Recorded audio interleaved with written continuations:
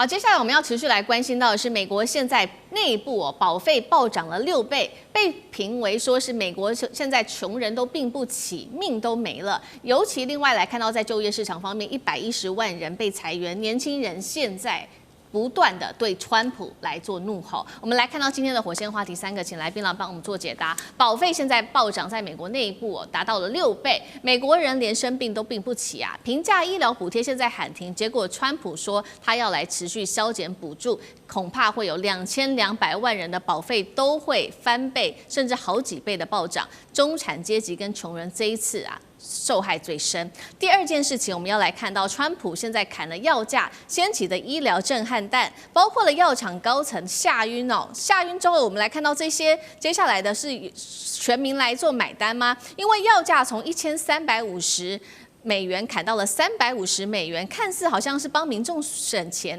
但是掀起的是健保保费的崩盘。等一下我们都会一起的来做解读。另外今天也会来关心到了这个失业率，110万人的失业，年轻人找不到工作，非常的苦。华尔街日报现在也最新揭露说，70%美国人认为想要美国梦早就已经消失了。美国真的美国梦回不去了吗？不能做了吗？今天我们都会一起的来做解读。好，川普，我们今天要来关心到的是引爆了全美的医疗风暴。这个风暴从保费的补贴，一直到这个保费的暴涨，还有药价崩盘，都让中产阶级跟穷人现在陷入困境当中。尤其今天有一个重点消息，川普他已经正式的宣布了，针对2大巨头的药厂，包括了诺和诺德跟礼来的减肥神药，每月会从1000到1350美元的价格直接腰斩到剩下350美元，药价只剩1/3。药厂高层这位是高登，听到消息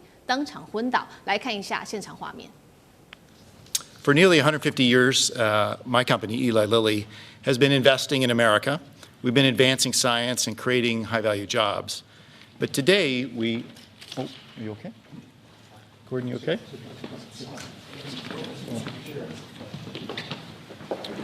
Yeah. 好，川普的这个政策不只是药厂的高层会昏倒，老百姓恐怕也要昏倒了。刚刚讲了整个健保体系虽然药价好像看起来变低了，但是造成的是健保体系有崩盘的一个现象出现，尤其现在是平价医疗，它的这个补贴到期了，川普坚持要削减。今年呢，我们来看到全美保费平均2200万人都会受到影响，翻倍暴涨。那么平均保费是大涨了114%那么可以看到伊利诺州涨幅78%，某一些郡县涨幅甚至高达超过了450几耶。2个真实的案例，今天要带观众朋友来看到。第一个真实的案例就是有一对加州的夫妻，他们原本每月呢要付的是350美元的保费，明年竟然变成了2200多美元，换算新台币，每月得花7万多元新台币，只是光缴保费，他们几乎真的是没办法住在美国住下去了，恐怕得放弃美国的健保，搬到其他医疗比较低的国家去居住。另外一件事情是，老人家可就更惨了。64岁的族群每月的医保费用是年轻人的3倍耶。那么我们就会看到说，如果你在加州64岁的老人没有补助的话，一年得要缴超过1万美元的保费。杨老师怎么看？平价医疗补贴到期，现在将会对美国老百姓造成多大的冲击？美国人现在连生病的权利都没有了吗？我以前在美国念书的时候真的是经过了一次发高烧，在急诊里面，就是待了2个小时，打了一个大概就是这个盐水针，然后呢吃了2颗退烧药，回到家里面烧退了。结果接到了一个账单之后，我发觉以后我真的不敢生病了，在美国，500块美元。那但是因为有学校的保险。所以呢，我最后付了将近150块到200块之间。那这个是学生保险里面大概涵盖，那个时候我记得很清楚，这个是30年前呢，大概付了每年是300到400块美元之间。所以这一次你看到平价医疗保险呢，它就叫 Obamacare Affordable 这个 Act 所以 Affordable Care Act。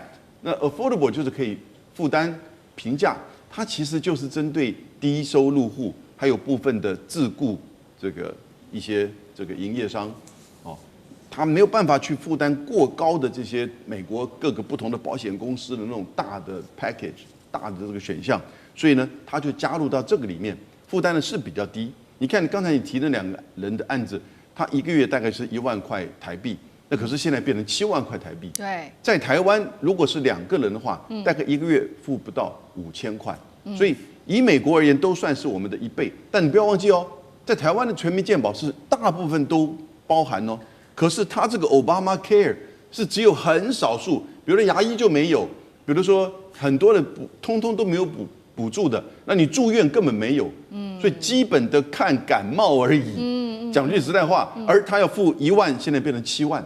为什么呢？共和党他是主张他是认为说这个平价医疗从7年前到现在已经造成严重的政府支出的膨胀，保费补助过于昂贵，医疗环境扭曲，补助推高了保险费用，而且干扰市场价格机制。换言之，也就是医疗机构跟药商就赚不够了啦。对。然后呢，政府要去补助。因为医疗机构，你知道美国的医疗的环境的那种医疗机构跟药商啊，跟医药的这些设备，然后还有整个这个机构，那是非常昂贵的。那所以你要知道，美国在大学毕业的时候才能去念4年，那个是很难考，而且这个学费非常贵，不管你什么公立私立的。他们进入之后，这整个环境给予他们非常多的这些资源。但是，一般的老百姓，就像我们台湾的这种全民健保是做不到，所以你现在像比较多的这个非洲裔或者拉丁美洲裔其实就在这个 Obamacare 里面受到照顾。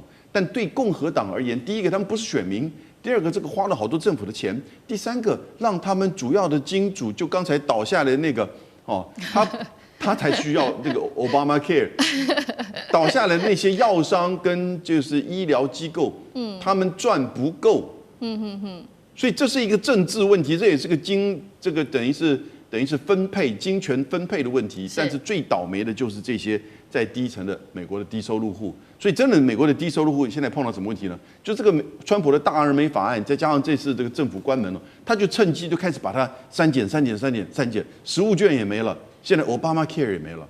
我觉得其实他们真的在美国生活非常辛苦。是美国的老百姓现在越来越辛苦之外，刚刚看到这位昏倒的是诺和诺德的这个高层哦，许多的药厂在看到这个现象，他昏倒的事情出来之后，他们就痛批说，那接下来谁敢花很大的钱来研发药呢？因为之后可能会面临到美国政府突然间砍你的药价。张将军又怎么看？我认为这个重权式的高额保费会真的压垮这些中产阶级。我们台湾这些全民健保，你要知道，大部分都是你自费的不多，你只要交了挂号费然后拿一些都是政府在帮你补贴，你真正要交的钱没多少。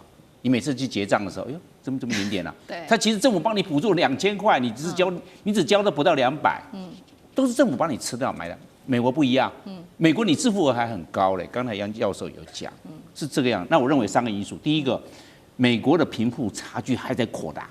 美国50%的人富有的50%拿了美国97.5%，下面的50%只拿了美国所有的财产的2.5%，50%下面一半，怎么去撑啊？他们怎么活得下去呀？根本没有钱。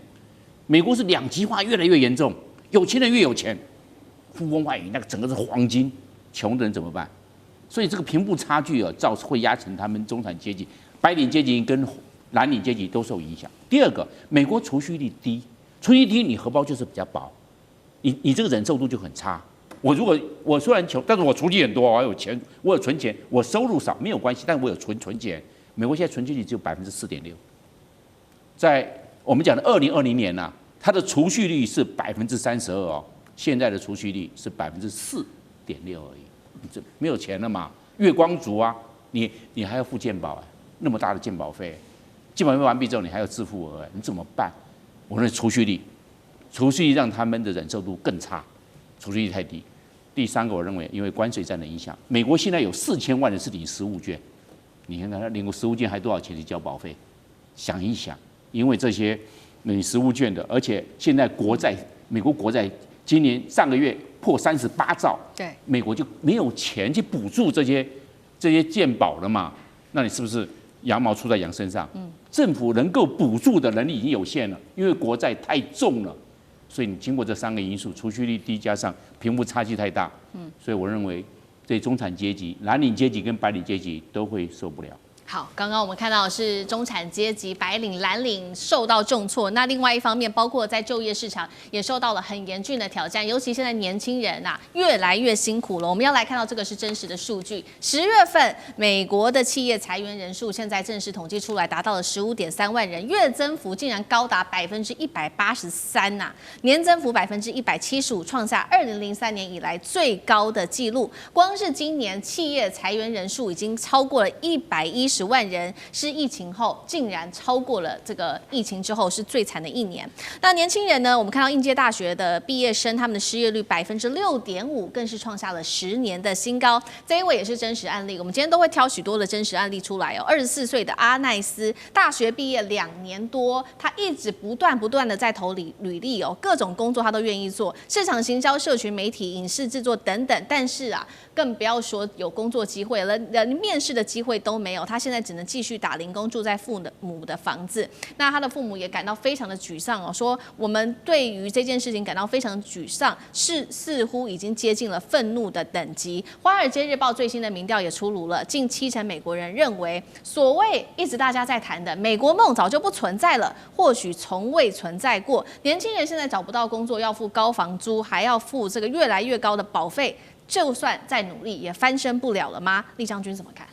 我想再讲一下哈，刚刚这个执行长昏倒的事情，大家会不会觉得奇怪？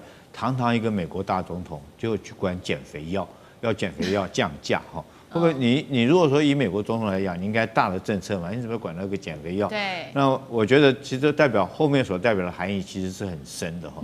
这个你知道，人的肥胖往往会带来很多的这个所谓的疾病哈，包括心血管的疾病哈、新陈代谢的疾病紧接着而产生。大家还记不记得上次赫格塞斯他国防部长哈召集全球的美国将领回来谈的事情是什么？是叫美军要减肥。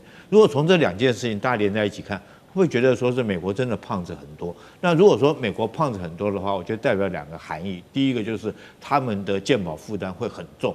为什么？因为人越胖的话，可能这个后续来讲会有很多的这种身体代谢啊，或者引起的心血管疾病哈，代表美国。第2个来讲的话，代表美国生活不是很愉快啊。你知道，有时候肥胖在美国来讲，肥胖指数跟贫穷指数是成等比例的。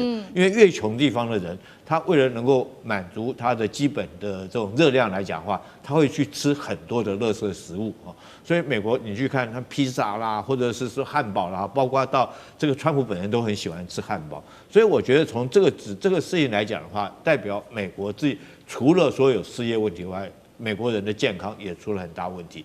那以前所谓的美国梦是指什么？其实不是指老年人，是指年轻人。因为美国是年轻人的天堂，但是大家忘了后面那句话：美国是老年人的坟场。你到美国去你就知道，当然年轻人他们很容易找到工作哈，利润都很好，所以他们都有一个小洋房，有前院有后院，还要每天雇人来割草干什么的，很容易找到工作。但是老了以后，因为小孩都不在身边，他们就会被迫搬到所谓的老人公寓，甚至于到最后进疗养院啊，进养老院。大概美国人的一生都是这样走的。可是现在反过来了，现在来讲的话，我觉得如果美国失业率这么高的话，已经不但是老年人的坟场，甚至于你对年轻人来讲，也不见得是天堂了。是，你看现在失业率有多严重？是，我觉得第一个是美国来讲的话，失业率居高不下哈，这个可能跟这最近美国川普关税的政策有关系，然后他很多的企业都已经外移，还有跟他资本主义有关哈，因为他大部分来讲都集中在这个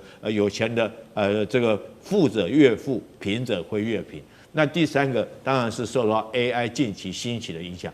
AI 确实会取代很多人的工作，甚至于包括医生啦，包括这个包括科学家啦，包括老师，很多工作都会相对的会被取代哈。所以我觉得美国以后来讲的话，是不是还是年轻人的天堂？我觉得就要打上一个问号了。但是我可以确定，美国绝对是老年人的坟场。是，好，谢谢将军。那我们休息一下，马上回来。地缘政治、美中之争、战略价值、强权崛起，小国生存。